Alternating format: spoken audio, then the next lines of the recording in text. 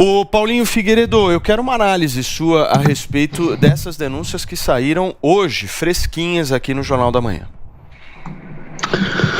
Bom dia, Paulo. Bom dia a todos. Bom, denúncia a gente tem que olhar com atenção e tem que seguir o mesmo critério para todo mundo, gostemos da figura ou não.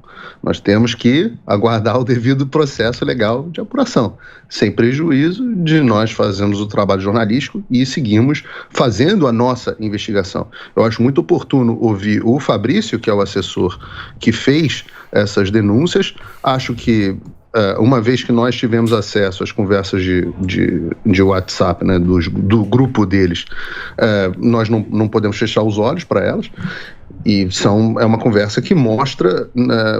Eu vou dizer que o que mais me chamou a atenção não foi nem a denúncia de rachadinha, que, de novo, é uma questão criminal que nós precisamos comprovar ou não, mas comprovada a veracidade das conversas de WhatsApp que estavam acontecendo, o assédio moral é assustador, não é? Mais do que tudo, mostra uma situação de desequilíbrio psicológico. Uma pessoa que mentalmente instável, em um estado de instabilidade mental. Uma pessoa normal, em condições normais, não se comporta dessa forma. E eu posso dizer, não estou usando uma figura de linguagem aqui, eu estou dizendo que é tecnicamente patológico, porque é disfuncional. Nenhuma pessoa consegue se relacionar com as outras dessa forma disfuncional. Ninguém consegue se relacionar com funcionários dessa forma disfuncional. Também tem sido disfuncional a forma, o comportamento do André Janones nas suas redes sociais. Ele tem agido de forma desequilibrada. A própria postura dele com o Rica Perrone, que todos nós sabemos é uma figura doce, uma figura gentil, que não respondeu às agressões da forma que deveria, toda a forma dele se comunicar mostra uma pessoa desequilibrada, uma pessoa em estado de desequilíbrio mental. Mais do que isso, as outras posturas dele, outras demonstrações dele nas redes sociais, ele tem se achado um machão. Ele tá se achando um machão, porque o namorado dele manda prender quem ele não gostar. Ele tá tirando onda. Pode deixar, que comigo cai no Xandão. Se você fizer isso, vai cair no Xandão pra me julgar. Pode deixar que eu tô. Tenho certeza que fulano não vai mais falar de mim agora. Tem uma mensagem grave, que eu acho que nós...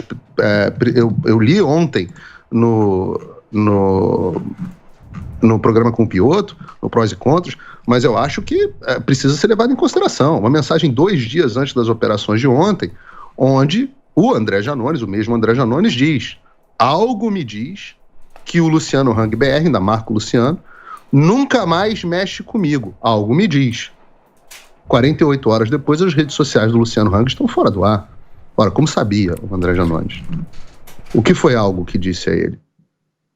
Isso precisa ser apurado, porque existe um crime previsto no Código Penal de violação de sigilo funcional. Operações policiais são sigilosas.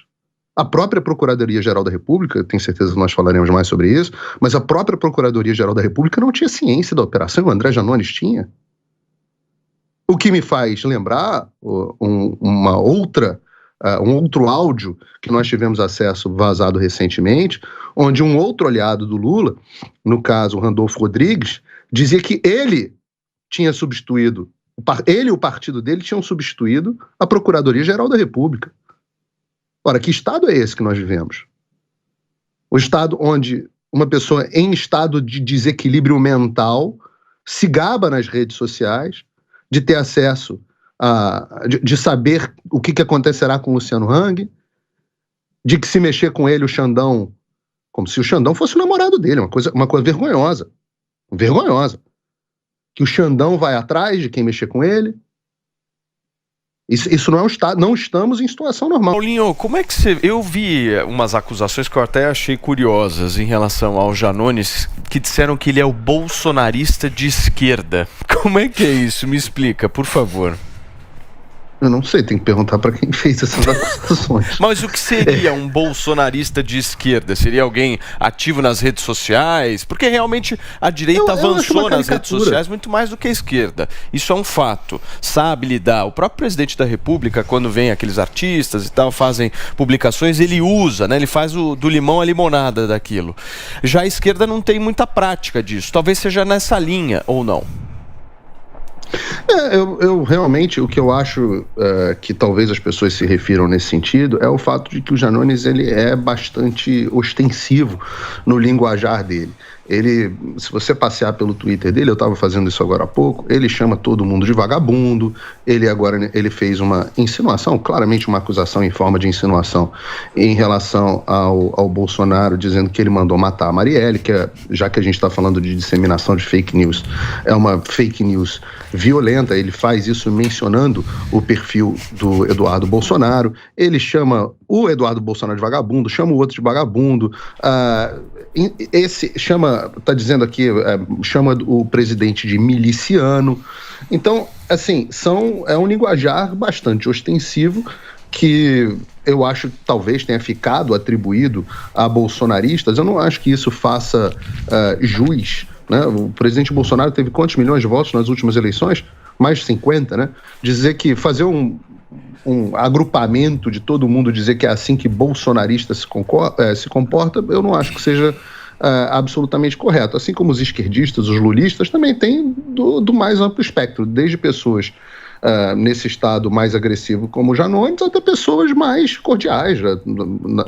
Vimos aí na carta da USP quantas pessoas gentis, quantas pessoas cordiais. O que eu acho anormal no comportamento do Janones não é a postura mais combativa dele, que é legítima, ele é um deputado, ele tem o direito, a postura dele é legítima. O que eu acho anormal é o tom de respostas, por exemplo, ao Rica Perrone, inclusive com ameaças, né? Ele fez um tweet bastante, dos tweets que ele fez, tem um tweet que é bastante agressivo, onde ele vai amarrar as calças, que a gente está só começando. A gente? Quem é a gente? Eu fico nessa dúvida. A gente faz parte daquele mesmo áudio onde o Randolph diz que ele é a nova Procuradoria-Geral da República, onde ele provoca direto o Supremo Tribunal Federal e passa pela Procuradoria-Geral da República. O que é a gente? Porque isso dá uma força para o que se chama de teoria conspiratória, de que existe um grupo no establishment unido em conluio